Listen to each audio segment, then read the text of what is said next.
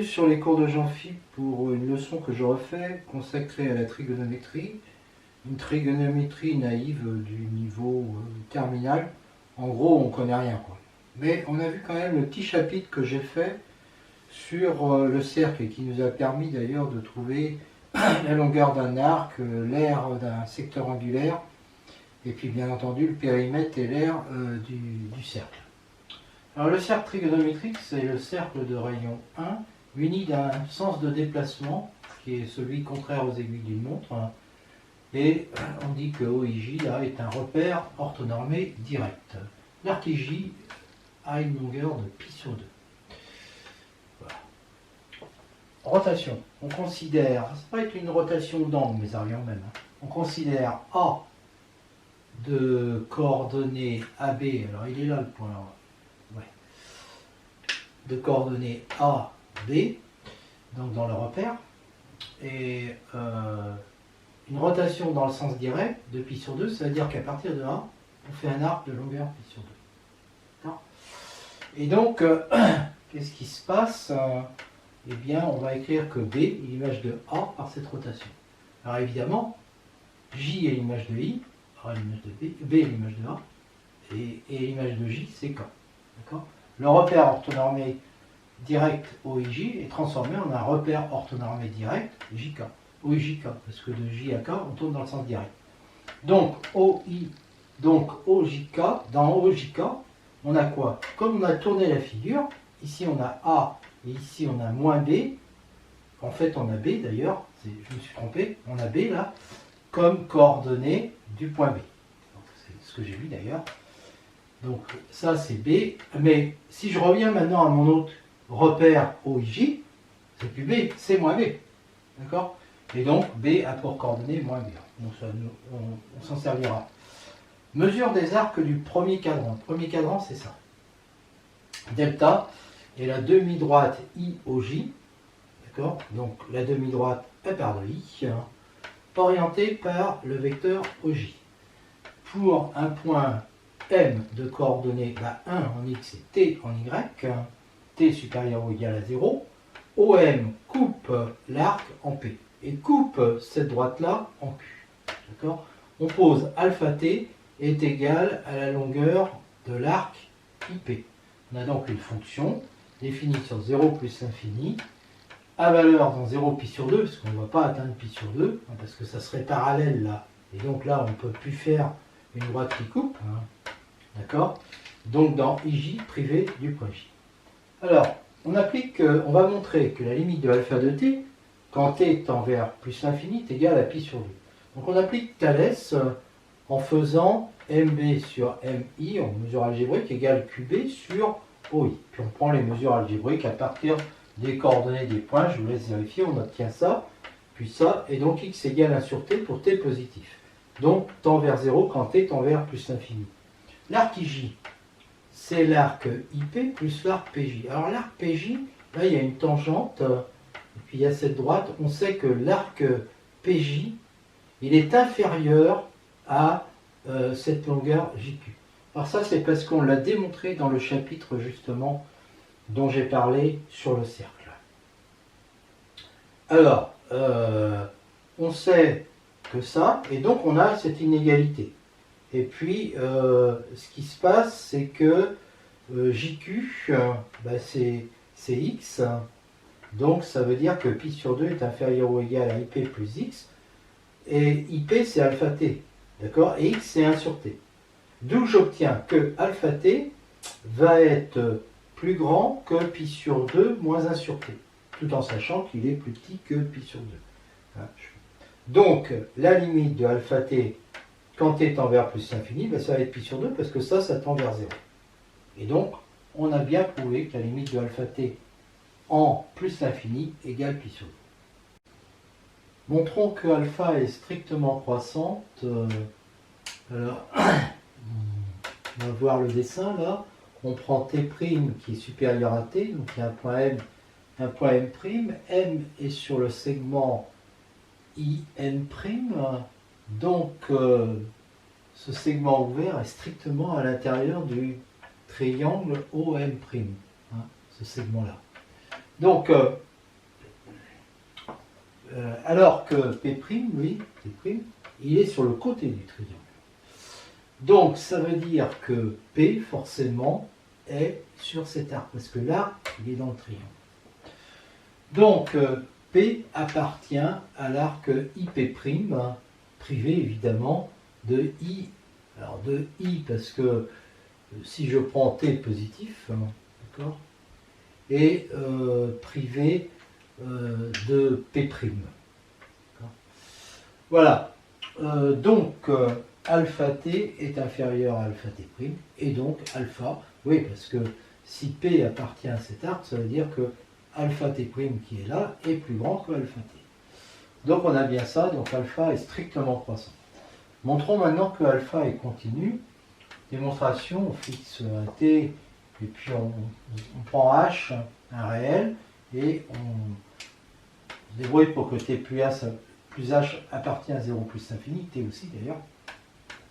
On s'intéresse à ça. Et ça va être quoi? Comme j'ai mis des valeurs absolues, ça veut dire que quand on oriente dans ce sens-là, alors on n'en a pas parlé, parce que dans un autre sens, on mesure par des nombres négatifs, on improvise un petit peu là. C'est-à-dire qu'on prend la valeur absolue de la longueur de P'. Enfin, pas la longueur, on va dire la longueur orientée. Et donc, évidemment, c'est égal à la valeur absolue de ça, c'est-à-dire c'est inférieur ou égal à mm'. Ça, on le sait parce que cet arc-là est plus petit que celui-là. On l'a démontré dans le fameux chapitre qui est sur le cercle. D'accord?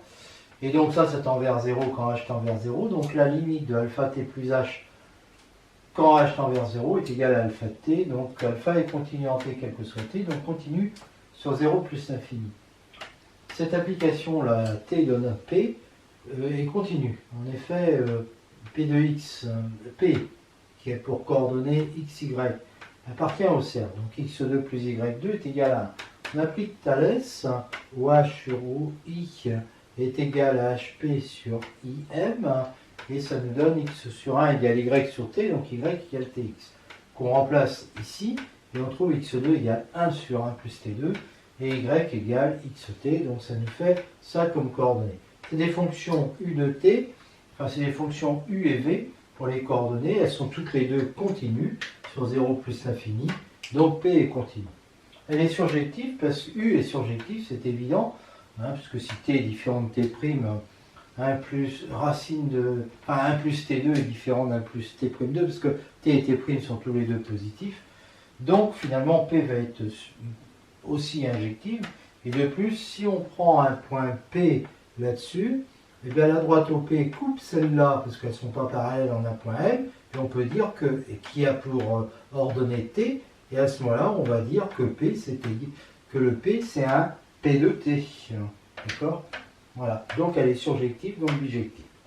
Enfin, il est évident de voir grâce à ces formules que, il n'y a même pas besoin de la formule d'ailleurs, parce que quand M est en I, il est évident que P est en I. Et puis la limite de P de T, quand je fais tendre T vers plus l'infini, pour U de T, ça fait 1 sur... ça fait 0, 1 sur plus l'infini. Et puis là, là, je peux écrire que c'est égal à ça, et je vois que ça tend vers 1. Donc c'est le point J, en fait, la limite. Conclusion.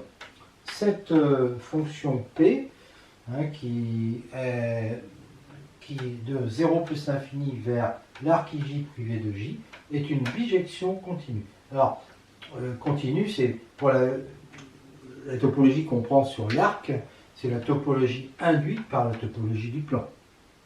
Les fonctions alpha et p vont nous permettre de construire une fonction f de 0,2 pi vers le cercle qui est bijectif et continu, et qui vérifie que la longueur im, positive ici, de l'arc est égale à x.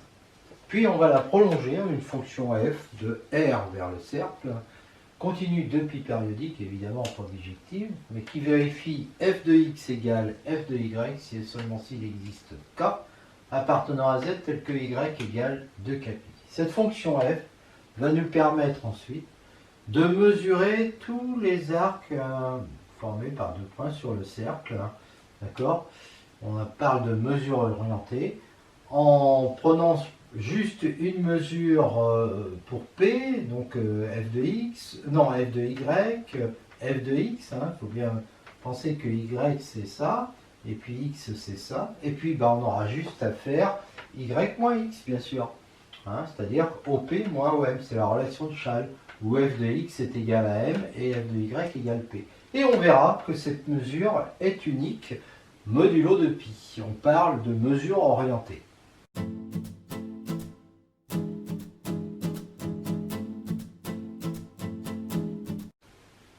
F est égal à P rond alpha moins 1, application de 0 pi sur 2 dans IJ privé de J est une bijection continue et la mesure de l'arc IFD est IFX, c'est le point, est égal à x, quel que soit x, supérieur ou égal à 0. Alors la démonstration, on a alpha bijection croissante continue, donc alpha moins 1 bijection croissante continue, et P est une bijection continue de 0 plus l'infini sur IJ moins J. Donc F est bien une bijection continue. Si x appartient à 0 pi sur 2, je note t égale alpha moins 1 de x. Donc P de t, c'est P rond alpha moins 1 de x, c'est f de x. Et la mesure entre, bon là j'ai plus le dessin, de l'arc IF de x, c'est la mesure IP, IP de t. Donc ça fait IP de t, donc ça fait alpha t.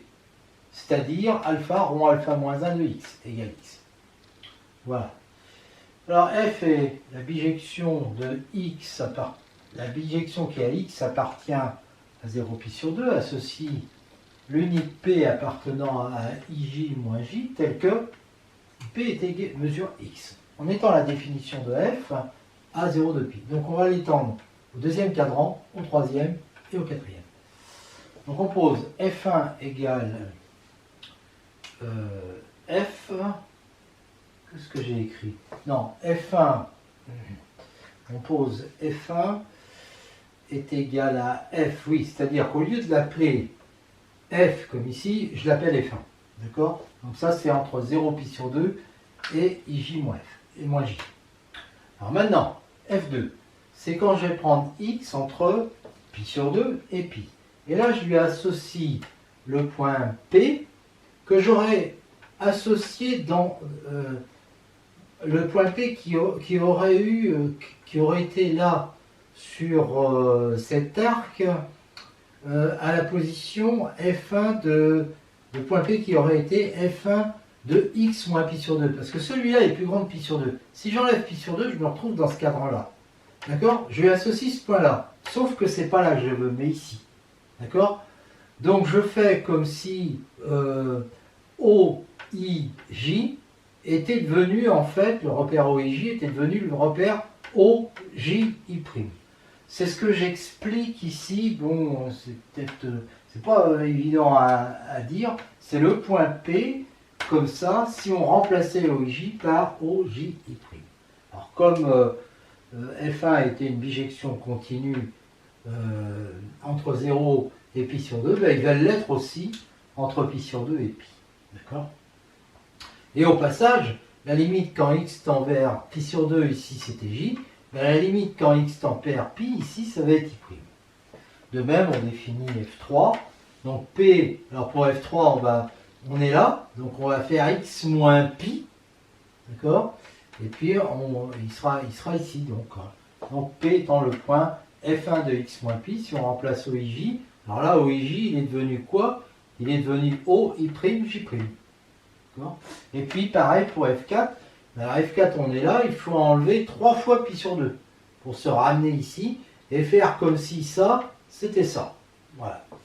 Alors comme pour F2, F3 et F4 sont des bijections continues, la limite de F2 en pi par valeur inférieure, c'est la limite de F1 de x moins pi sur 2 quand x tend vers pi moins, donc c'est la limite de F1 de t quand t tend vers pi sur 2 moins, sauf que là, on a changé. On n'est pas dans OIJ, mais on est dans OJI'. Donc, ça va être I'. Et de la même façon, la limite de F3 de x quand x tend vers 3 pi sur 2 moins, ça va être J'. Et puis, la limite de F4 de x quand x tend vers 2 pi moins, ça va être I. Alors on définit alors f, donc sur cet intervalle-là, ça sera f1 de x, sur celui-là, ça sera f2 de x, sur celui-là, ça sera f3, et sur celui-là, ça sera f4. Donc on a une fonction de 0 depuis ouvert vers le cercle, parce qu'on est toujours dans le cercle. Elle est continue, parce qu'elle est continue sur chacun des intervalles, et que la limite à gauche, en pi sur 2, c'est égal à j, c'est-à dire f2 de pi sur 2. Et que la limite à gauche en pi, c'est égal à i', et i' c'est f3 de pi, etc., etc. Voilà. Donc, elle va être aussi continue à gauche en pi sur 2, et de la même façon à gauche en pi, et à gauche en 3 pi sur 2. Voilà. Ça, je l'ai pas mis, mais c'est pareil. Donc, on a affaire, alors on a une application comme ça. Alors, pourquoi est-ce que c'est une bijection maintenant? Bon, bah, si on prend un point sur le cercle, il appartient à un seul des 4 cadrans. Et dans ces cadrans, comme on a affaire à des bijections, dans ces 4 cadrans-là, on est sûr de trouver un unique x appartenant à l'un des 4 intervalles, tel que m est égal à f de x. Donc, ça y est, elle est surjective et en même temps, elle est injective parce que le cadran, il est unique. Et une fois qu'on a le cadran, le x, il est unique. D'accord? Bon, une autre façon de dire, c'est que s'il y avait 2x, xy, pour avoir f de x égale f de y, il faudrait être dans le même cadran. Donc il faudrait que x et y soient là-dedans, là-dedans, là-dedans ou là-dedans. Et s'ils sont, par exemple, dans celui-là, on aura x égale y. Donc on a bien une bijection. Donc on a bien une bijection continue. On a vu que f était une bijection continue de 0 de pi sur le cercle. Si x appartient à 0 pi sur 2, f de x égale f1 de x, et l'arc mesure x, on l'a vu ça. Si x appartient à pi sur 2 pi, c'est-à-dire qu'il est là, f de x, c'est le point M, tel que im, par d'ici, et on va jusque là, im, tel que f de x égale im, et égale m, donc tel que im, l'arc im, soit l'arc i f de x moins 2, c'est celui-là, plus pi sur 2.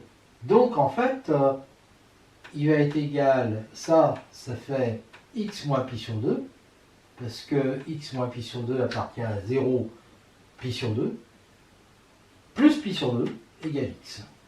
Et alors on fait pareil pour l'autre. Ici, il est ici, f de x, ou f de y si vous voulez, ça va être le f de y moins pi. Mais auquel on rajoute pi, parce que de là, on rajoute ça. Donc ça fait x. Et pareil pour le dernier. On a donc l'arc i f de x qui mesure x, quel que soit x appartenant à 0 de pi. Quel que soit x appartenant à R, il existe un unique k appartenant à z et un unique x0 appartenant à 0 de pi, tel que x égale x0 plus de kpi. Bon, ça c'est évident. Si on a ça, alors on a ça, donc on a ça, et donc k est égal à la partie entière de la partie entière de x sur 2pi. Et x0 forcément est égal à ça. Donc on a une unicité de k et de x0 réciproquement. Si on prend ça, eh bien on a ça, et donc on a facilement ça et ça. Voilà. Bon, on aurait pu ne pas faire la démonstration. Alors, maintenant, là j'ai oublié de le dire ici, à la fin de tout ça, on pose g de x, ah oui, à la fin de ça, donc on a quel que soit x appartenant à R, on peut se ramener à cet intervalle-là. Et on décide que g de x, on invente la fonction g, en posant g de x égale f de x0. Donc c'est une fonction g qui est définie sur R. G, si x appartient à 0 de pi, alors k égale 0, x égale x0 bien sûr, et g de x égale f de x, il n'y a rien à dire. Si g est 2pi périodique, démonstration, soit x appartenant à R, montrons que g de x égale g de x plus 2pi. On reprend k, la partie entière de x sur 2pi, x égale x0 plus 2kpi, x plus 2pi va être égal à x0 plus 2k plus 1pi, avec x0 qui appartient à ça et k plus 1 qui appartient à z. Donc en fait, le g de x plus 2pi, d'après ce que je viens de dire, est égal à f de x0. Si vous voulez, le x0, il est associé à x plus 2pi, mais il est aussi associé à x. Donc f de x0, c'est aussi g de x. Donc on a g de x plus 2pi qui est égal à g de x. Donc c'est bien 2pi périodique. Alors c'est la plus petite période positive de g, parce que si on avait t entre 0 et puis 2pi, et ça, quel que soit x appartenant à R, en particulier, on l'aurait pour x égale 0, et donc on aurait f de t égale 0, égale f de 0, c'est-à-dire i.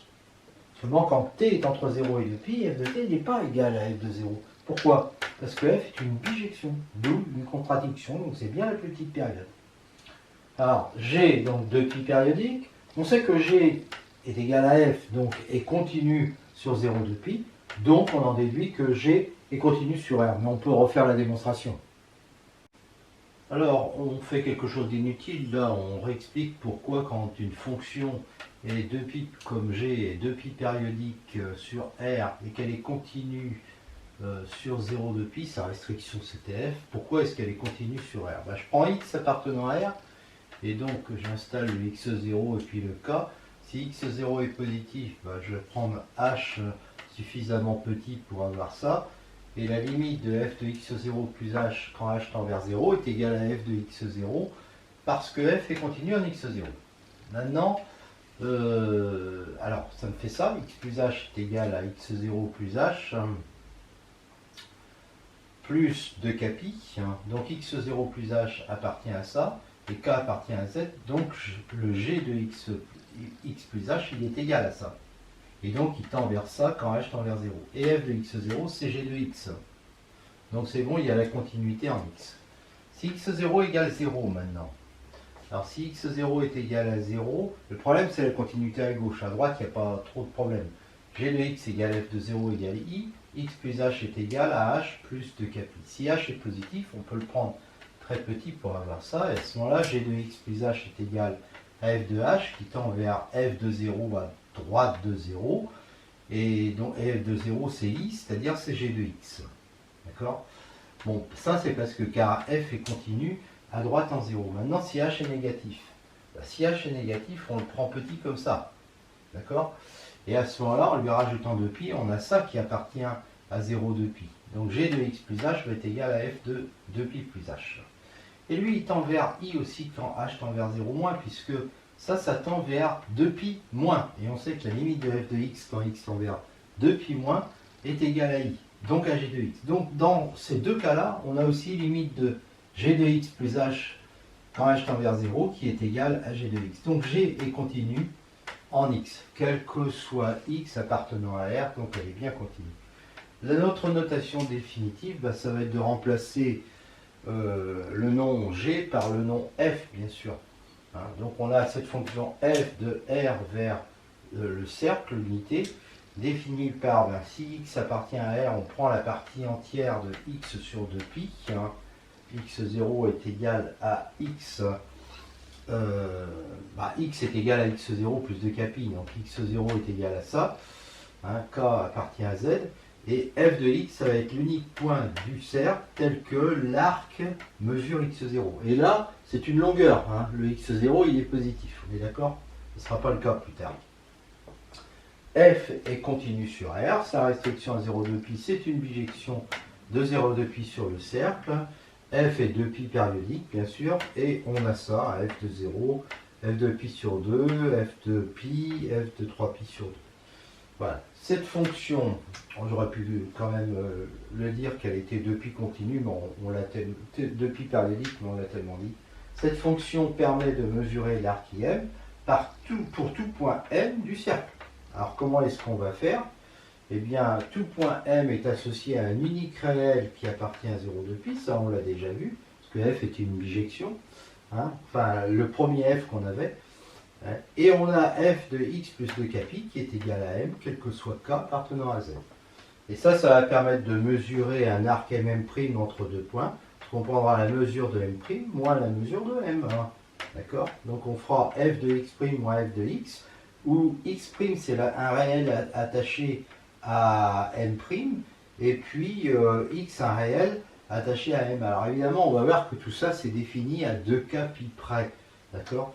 Voilà. Donc là, je rajoute, mais vous l'aviez compris, hein, que f évidemment est 2 pi périodique. Très important. Voilà. Bah, il nous a fallu beaucoup de temps pour construire cette fonction f. La fonction f que nous venons de construire est 2 pi périodique. Et elle vérifie en plus que quel que soit x, y appartenant à R, f de x égale f de y implique ça. La réciproque étant évidente, bien sûr, puisqu'elle est 2 pi périodique. Mais il y a cette implication. Et ça vient du fait que sa restriction à 0,2 pi est une bijection de 0,2 pi sur, non pas R, mais le cercle de centre 0 et de rayon 1. Alors, ce n'est pas le cas des fonctions périodiques en général. Par exemple, si je prends la fonction sinus, on va l'étudier après, qui va de R vers R, elle est 2 pi périodique. Mais sinus pi est égal à sinus 0, et évidemment, pi n'est pas égal à 0 plus 2k pi, où k appartient à z. Alors, montrons ça. Supposons donc f de x égale f de y. Je prends, comme d'habitude, m égale la partie entière de x sur 2pi, n égale la partie entière de y sur 2pi, pour avoir ça et ça. D'accord? Et donc, je vais avoir que f de x est égal à f de x0 et f de y est égal à f de y0. Et donc, puisque f de x égale f de y, f de x0 égale f de y0. Mais là, x0 et y0 appartiennent à cet intervalle sur lequel la restriction f est une bijection. Donc y0 égale x0.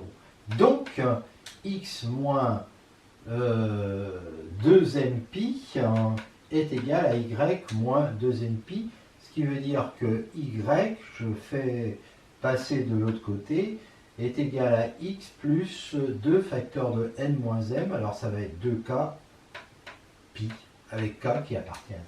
Bon, voilà, la réciproque est évidente, hein, comme je l'ai dit.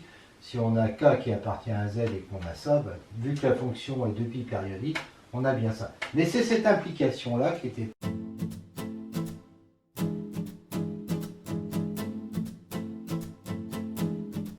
Mesure d'un arc orienté quelconque du cercle unité. On prend 2 points sur le cercle, on appelle mesure orientée, tout réel y moins x, où m est f de x et p est égal à f de y. Si θ est une mesure, l'ensemble des mesures est l'ensemble des θ plus 2k pi, k appartenant à z, donc il y a un nombre infini dénombrable de mesures.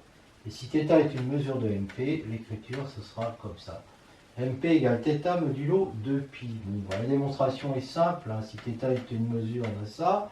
Si k appartient à z, bah, on peut écrire p égale f de y plus 2k pi, puisque p est 2pi périodique. Hein. Et donc ça va être une mesure, et donc ça va être une mesure. Si θ' sont deux mesures, on a ça. Alors on a ça, et puis on a ça. Du coup, on passe de x à x' en rajoutant 2 mpi, et puis de y à y' en rajoutant 2 mpi. Et donc θ' qui est égal à y' moins x' va être égal à θ plus 2k pi, avec k est égal à n moins m, qui appartient bien à z, d'où le résultat. Si mp sont 2 points, il existe du cercle, il existe un unique θ appartenant à 0,2 pi comme ça, tel que mesure qui soit mesure de mp. Démonstration, on prend θ0 une mesure, les autres c'est des θ0 plus 2k pi, mais je peux très bien les écrire des θ0 moins 2k pi où k appartient à z. Et on sait que partie entière de x0 sur 2pi, c'est le seul cas appartenant à z, tel que θ égale θ0 moins 2k pi appartient à 0,2 pi, de le résultat. Si mp appartient au cercle et alpha appartient à R, il existe un unique θ appartenant à cet intervalle qui soit mesure de mp. Comme θ est une mesure, bah, je vais prendre... alors, quand θ est une mesure, je prends k égale partie entière de θ moins alpha sur 2pi. Donc j'ai θ moins alpha moins 2k pi, je l'appelle k, hein, qui appartient à 0,2 pi. Donc si je rajoute alpha, ça me fait que θ0 égale θ moins 2k pi va appartenir à alpha plus 2 pi. Bah, ça convient. Si θ' est une autre qui convient, ils seront tous les deux là-dedans. Donc leur écart sera inférieur à 2π, mais comme ce sera la même mesure, enfin comme ces deux mesures du même arc, on aura le θ' égale θ0 plus 2κπ, où k est un entier. Et donc ça fera 2κπ inférieur à 2π, donc k égale 0. Donc θ' égale θ0 de l'unité. Un petit mot très rapide sur les congruences. Si x, y, z sont des réels, x égale y, enfin cette écriture signifie qu'il existe k appartenant à z tel que x égale y plus 2kπ. Alors souvent on écrit ça avec trois petits traits ici pour dire que c'est une congruence. Je ne le fais pas. On a évidemment x qui est congru à x modulo 2π, x égale y modulo 2π implique que y égale x modulo 2π, et puis on a aussi la transitivité, en fait c'est une relation d'équivalence. Et aussi on a si x est congru à y, x plus z est congru à y plus z, et si x est congru à y, nx, à condition que n soit un entier naturel, un entier relatif d'ailleurs, est congru à ny modulo 2. Donc ça c'est évident. La deuxième, c'est-à-dire celle-là, ça donne ça, ça donne ça, ça équivaut à ça en prenant n égale moins k, qui appartient à z. Celle-là, ça implique évidemment ça, et puis ça c'est bien élément de z. Celle-là, ça implique ça, hein, c'est évident. Et puis celle-là, eh bien, ça implique, quand on multiplie, que l'on a ça. Et ça, c'est bien un entier relatif. Donc, tout est bon.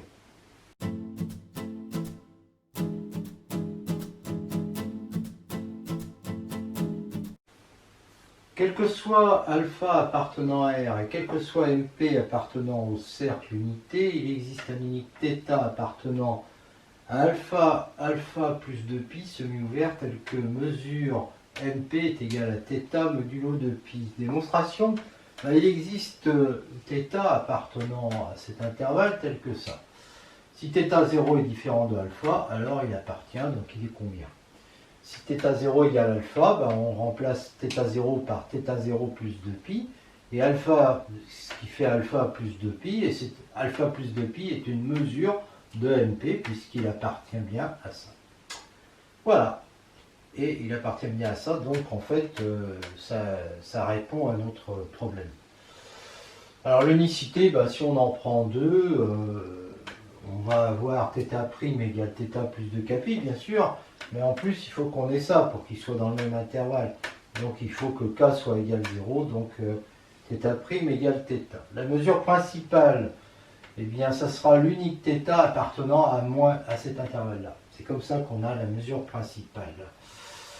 Donc tel que MP égale θ. MP appartenant au cercle, il existe un unique θ appartenant à 0,2π tel que M, la longueur, telle que ça, MP égale θ, donc soit la longueur de l'arc MP quand on se déplace de M vers P sur le cercle dans le sens direct.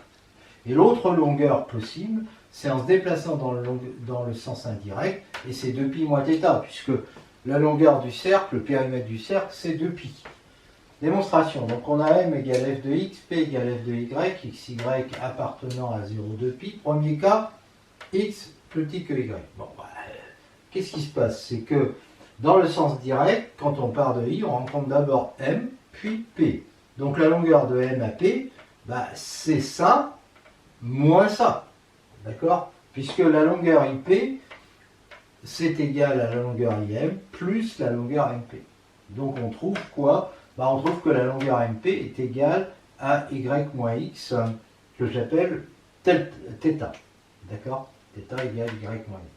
Bon, l'autre longueur possible, ça va être celle-là. Mais quand on fait 2π moins θ, puisque ça c'est θ, ça veut dire qu'on se déplace comme ça, dans le sens indirect. Il n'y a que deux sens sur le cercle. Donc l'autre c'est 2π moins θ, obtenu en allant de M vers I, puis vers P. Donc on se déplace de combien? On se déplace de x plus 2π, ça c'était y, 2π moins y. Et donc ça fait 2π moins parenthèse y moins x, c'est-à-dire 2pi moins θ. C'est bon, on retrouve. Alors le deuxième cas, il va s'appuyer sur le premier, parce qu'on change de dessin. Le point M est là et le point P est là. Donc qu'est-ce qui se passe? Quand je pars de P vers M, donc je n'essaye pas d'aller de M vers P, je vais de P vers M. De P vers M dans le sens de positif, d'après ce que j'ai dit avant, la longueur va être x.y, que j'appelle alpha. Et ça correspond à de M vers P dans le sens négatif. Donc maintenant, quand je vais de P vers M dans le sens négatif, ce que j'ai dit avant, c'est que la longueur, c'était 2pi moins alpha, que j'appelle θ. D'accord? Et ça correspond de P vers M dans le sens négatif, ça correspond bien à de M vers P dans le sens positif. Voilà. Donc dans le sens de M vers P positif, c'est θ. Je m'aperçois que dans le sens de M vers P négatif, c'était alpha. Mais alpha, c'est quoi par rapport à θ? C'est 2pi moins θ. D'accord? Donc j'ai bien la même chose que dans le premier cas.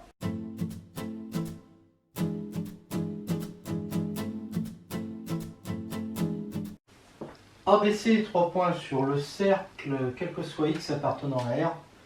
A égale f de x si et seulement si IA est égal à x modulo de pi.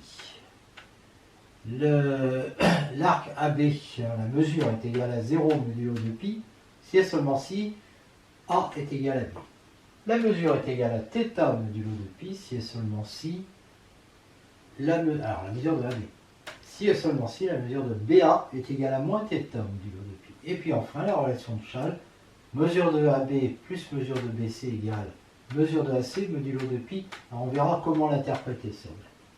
La première, I c'est f de 0, A c'est f de x. Donc IA va être égal à x moins 0 est égal à x modulo 2pi. Donc ça implique ça. Réciproquement, si on suppose que A est égal à f de t, dire que IA égale x modulo 2pi, ça équivaut à dire ça modulo 2pi. Donc t égale x plus 2kpi, et donc à ce moment-là, A va être égal à f de, qui est égal à f de t, va être égal aussi à f de x. Donc on a la réciproque. Ici, ici on a ça. Dire que mesure est égale à 0, ça équivaut à dire ça. Donc à dire que f de b est égal à f de a, donc que b est égal à a. Ici, AB est égal à θ, mesure algébrique de AB égale θ, ça équivaut à dire ça. Ça équivaut à dire, quand on passe aux opposés, à dire ça. Ça équivaut donc à dire que A moins B est égal à moins θ plus 2kpi. D'accord? Mais A moins B, c'est une mesure de BA. Donc, dire ça, ça équivaut à dire que une mesure de BA est moins θ. Et donc, la mesure de, donc BA égale moins θ plus modulo de pi. Voilà. C égale f de C. B moins A est une mesure de AB, C moins B une mesure de BC, C moins A une mesure de AC. θ1, θ2, θ3, des mesures de ces trois-là. Donc, il existe M, N, P, tel que ça, ça et ça. Donc, θ3 va être égal à θ1 plus θ2 plus 2kpi avec K égale P moins M moins N. Je vous laisse vérifier, c'est évident.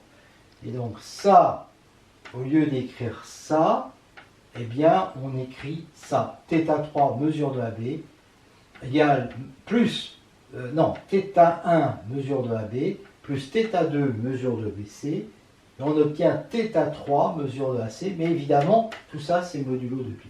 Voilà, c'est comme ça qu'il faut l'interpréter.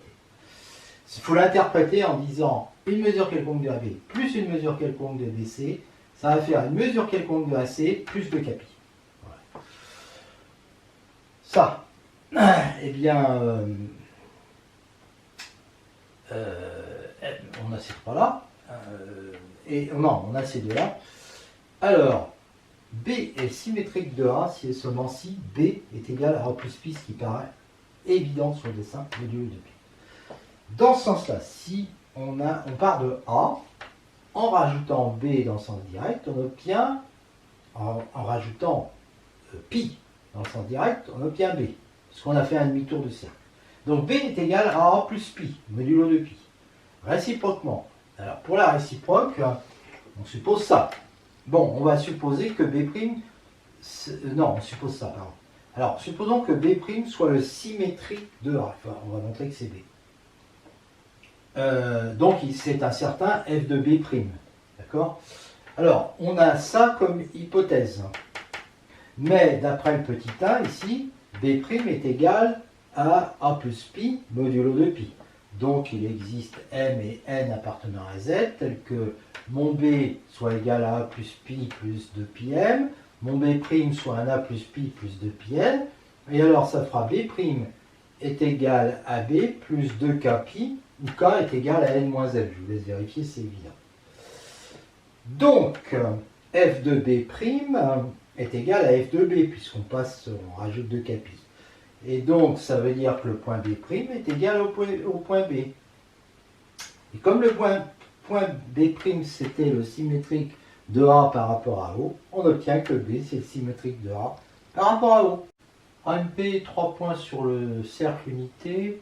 On a cette équivalence, mesure de AM égale mesure de AP, et si et seulement si M est égal à P. Démonstration, la mesure de l'arc AM c'est θ modulo de pi, celle de AP est θ', PA est donc une mesure de PA c'est moins θ', et on applique la relation de Chang, qui nous donne donc PM, mesure de PM égale θ moins θ' modulo de pi. Et donc on voit que dire ça, AM est égal à AP, ça équivaut à dire θ' égale θ, donc θ moins θ' égale 0 modulo pi, 2 pi. Ça c'était du modulo de pi, pardon. Il faut le rajouter quand même. 2 pi. Tout est du modulo de pi. Ça équivaut donc à dire que PM est égal à 0 modulo de pi, et donc ça équivaut à dire que P est égal à M. AB sur le cercle, OA perpendiculaire à OB, ça équivaut à dire que mesure de AB égale plus ou moins pi sur 2 modulo de pi. On fixe A et on appelle A' le symétrique de A par rapport à O, l'unique perpendiculaire à OA passant par O, coupe C en 2 points qui sont diamétralement opposés. Le cercle est donc partagé en 4 arcs. Donc qu'est-ce qui va se passer? C'est que si on part de A, eh bien, on va d'abord passer dans le sens direct. On va passer par B', donc la longueur de A à B' c'est pi sur 2, puis à A', donc cette longueur-là fait pi sur 2, puis à B', encore pi sur 2, et on revient à A, évidemment il ne reste plus que pi sur 2. B perpendiculaire à OA, ça implique que B est égal à B' ou B égale B seconde. Eh bien, si B est égal à B', ça veut dire que AB est égal à pi sur 2, et si B est égal à B seconde, ça veut dire que AB est égal à AB seconde, c'est-à-dire à moins pi sur 2. Modulo 2, réciproquement. Alors, moins pi sur 2, c'est évident, mais si on veut, on peut faire 3 pi sur 2, et ça revient au même, puisque 3 pi sur 2, modulo de pi, c'est pareil que moins pi sur 2. D'accord. Réciproquement, si AB est égal à pi sur 2 modulo de pi, ou si on a ça, eh bien alors on a ça, et donc B égale B'. Et si on a ça, alors on a ça, donc B égale B seconde. Bon, comme de toute façon OB' est orthogonal à OA et que OB seconde aussi, on a donc toujours OA orthogonal à OB. Donc la réciproque est démontrée. Remarque, quel que soit A appartenant au cercle, il existe un unique B appartenant au cercle, tel que, donc on se fixe aussi alpha appartenant à R, tel que l'arc AB mesure alpha modulo 2pi. Bon, on prend A égale F de A, B égale F de A plus alpha, et on a bien AB égale A plus alpha moins A, c'est-à-dire égale alpha modulo 2pi. Supposons maintenant qu'on a un point M égale F de T qui vérifie aussi ça, eh bien on va avoir AM est égal à AB, d'accord? Donc ça voudra dire que M est égal à B, donc il y a bien unicité.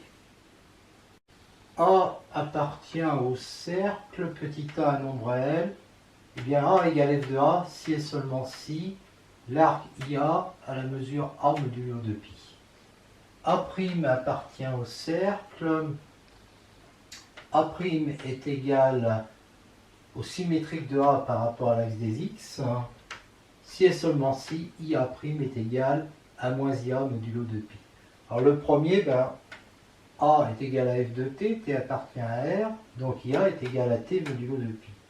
Dire ça, ça équivaut à dire que T est égal à A modulo de pi, et donc que T est égal à A plus 2 capi K appartenant à Z.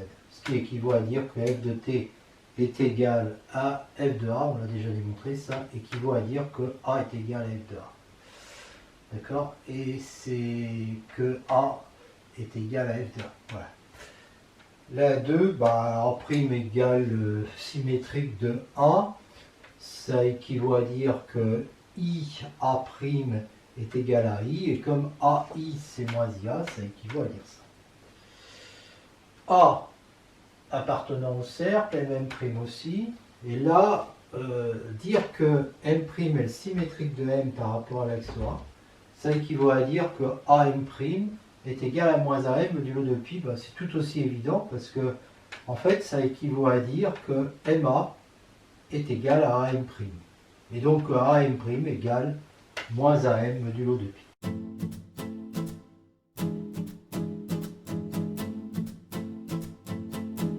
On donne une petite notion d'angle et puis de mesure d'un angle. Il y a des chapitres de géométrie qui traitent des angles. Notamment un chapitre sur les espaces euclidiens, mais il y en a même d'autres avec de la géométrie plus élémentaire qui racontent un petit peu ce que je dis là. Alors on pourrait se contenter de dire en lycée qu'un angle c'est la donnée de deux demi-droites ayant la même origine. Deux demi-droites qu'on note comme ça ou comme ça. On comprend que ces deux demi-droites partagent le plan en deux secteurs. Un secteur, on va dire, qui est là, entre les deux, puis l'autre. Celui-là, celui-là. Mesurer un angle, c'est en quelque sorte mesurer son ouverture, dire si elle est plus ou moins grande, en se déplaçant dans le sens direct, d'accord, sur un cercle de rayon 1. Et ça, je vais vous montrer comment on le fait. Pour cela, à partir de haut, donc l'origine de mes deux demi-droites, donc par exemple, je me donne, bon, alors, mes deux demi-droites, si c'est D', on se ramène à ça, hein, en prenant un point A sur D' privé de 0, A' sur D' privé de 0. Là, par exemple, D' il est là, D il est là. Donc, je fais comment? Eh bien, je trace un cercle de rayon 1 que j'oriente de la façon suivante, en prenant I, l'intersection du cercle et de la droite D, je complète par J, il est unique, de façon à avoir un repère orthonormé direct, ce qui permet d'orienter positivement. Le point M, c'est l'intersection de OA' avec ce cercle. Et comment je vais mesurer mon angle? Eh bien, par l'arc alpha, évidemment, modulo de pi. D'accord? Voilà, c'est tout ce que je raconte ici. Donc la notation, ça sera DD' égale alpha modulo de pi, ou OAO' égale alpha modulo de pi. D'accord? Donc j'ai le point A', je trace ce cercle et je me déplace comme ça de I vers M. Voilà. Alors, je l'ai dit, il y a plusieurs leçons là-dessus. Ce qu'on peut dire brièvement, c'est des propriétés évidentes. Hein. DD' égale 0 modulo de pi, si et seulement si D égale D', D' est égal à moins DD' modulo de pi, et puis la relation de Chasles aussi modulo de pi. Si D1 et D'1 sont deux demi-droites d'origine O et D2, D'2 d'origine O', eh bien, on a égalité, ces deux angles égaux, si et seulement s'il existe une isométrie positive du plan, c'est-à-dire la composée d'une rotation et d'une translation, telle que D1 est envoyé en D2, O en O' et D'1 en D'2. Ça aussi, je l'ai traité dans des chapitres sur les isométries. Notation comme ça. Parce que ça va être une relation d'équivalence. Ça se montre assez facilement. Alors, une relation d'équivalence dans l'ensemble des couples de demi-droites de même origine du plan. Voilà. Du coup, un angle, ça apparaît comme une classe d'équivalence et sa mesure est la mesure commune de tous les représentants qu'il y a dans cette classe d'équivalence. Mesure évidemment modulo de pi. Mais en pratique, on ne parle pas de cette classe d'équivalence parce que les notations avec des points, tout ça, En pratique, on s'appuie toujours sur une figure de géométrie et donc on choisit les notations les plus simples qu'ils soient et on parle de la mesure en fait de représentant de la classe.